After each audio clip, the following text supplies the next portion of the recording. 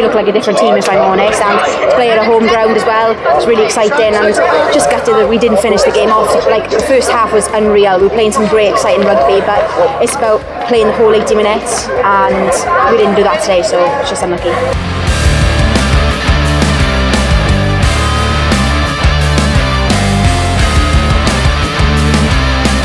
Great to have Sheepy back, if I'm honest.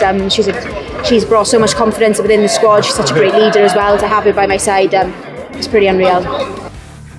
It was good to be out there and put in other players, so it's just unlucky for us that we didn't get a result this week, but we're building and we look exciting when we put ball in hand, and we look really threatening.